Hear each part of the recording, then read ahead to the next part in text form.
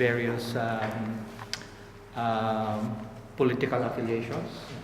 So say sectors, it includes the workers, the trade union, the peasant farmers, the informal sector, which we usually call the urban poor, the women, the youth, and 26 coal communities resisting coal, the construction of coal-fired power plants. So, this will be short, and I'm trying to package it about how we develop the strategies. So we can go to the next slide. Okay, so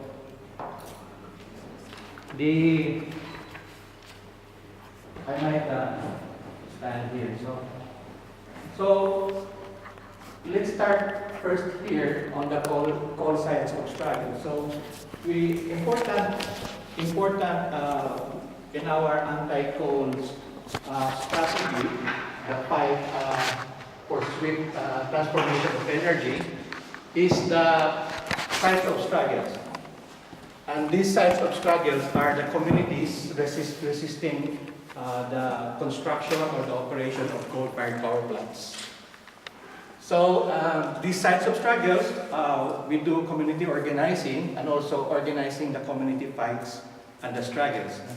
So since 2013, we started with 4 communities, but now 2018, we are now in 26 communities. The Philippines has 28 coal-fired power plants operational, and we are in the 26 of these coal-fired power plants. So we have 28 coal plants operating, and there are 28 more getting into the pipeline. So the sense of the fight is to make it difficult for the coal developers to construct the plant. And this is using the range of intervening in the permitting stage, where we use the environmental impact system. So a coal plant will apply for water permit, then we have to intervene in the application of water permit, in the application of land use, we have also to intervene.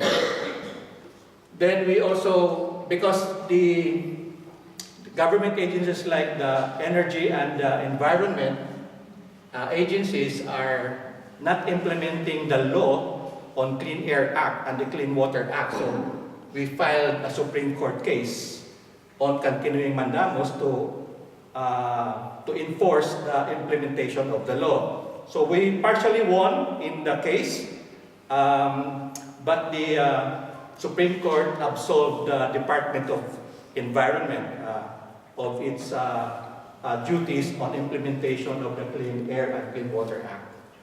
So by 2016, there's a total of 7 coal plants already derailed.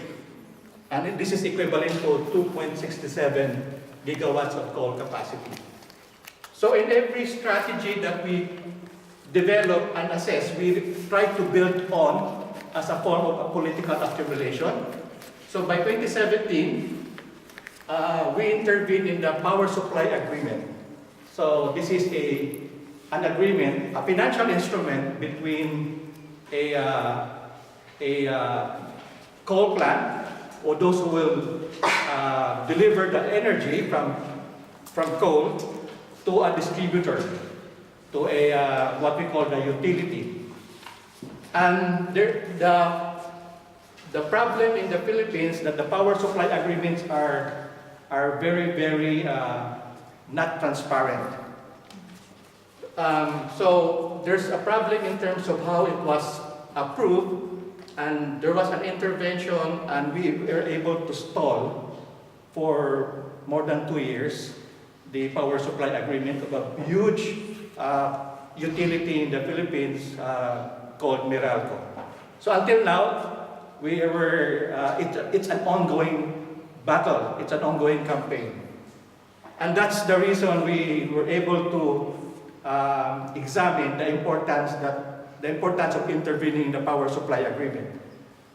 We found out that no matter what we campaign for the mainstreaming of the renewable energy, but if the power supply agreement that's good for 15 years or 25 years, it's tied with the coal plant, then your renewable energy cannot get into the grid. And the Philippines is organized into one big national grid. And all the energy generation will have to go through the national grid, and all the power supply has to have a power supply agreement. So if you're on grid and you would like to provide energy to renewable, then you have to wait on the queue, because a power supply agreement will be effective for 25 years and still can be renewed.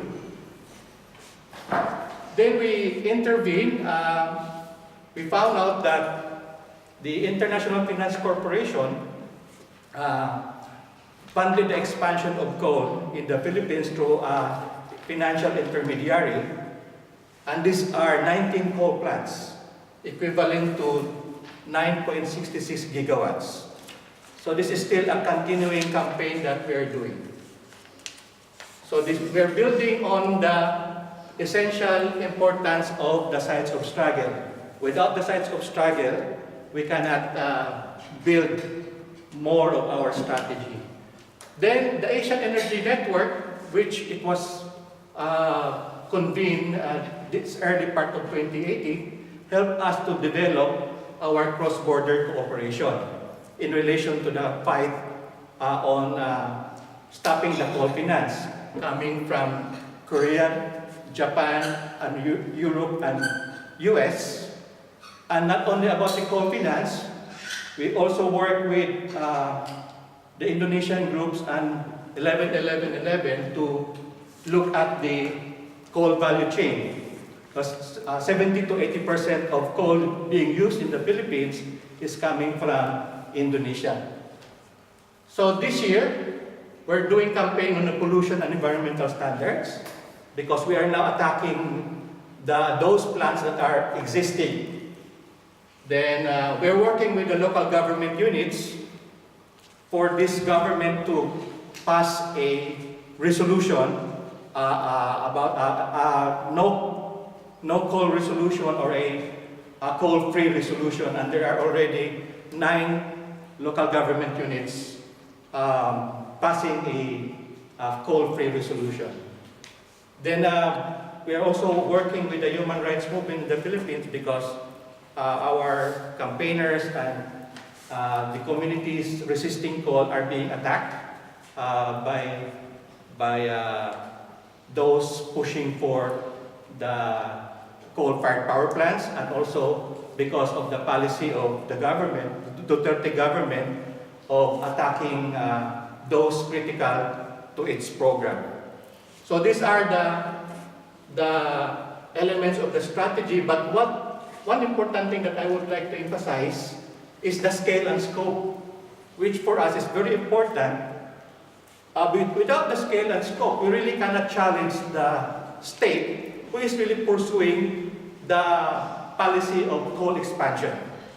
So with the scale and scope of 26 coal plants spread all over the Philippines, and developing the nationally coordinated action, last year we were able to come up with 3 national coordinated action as a form of political power building in our fight for the energy transition.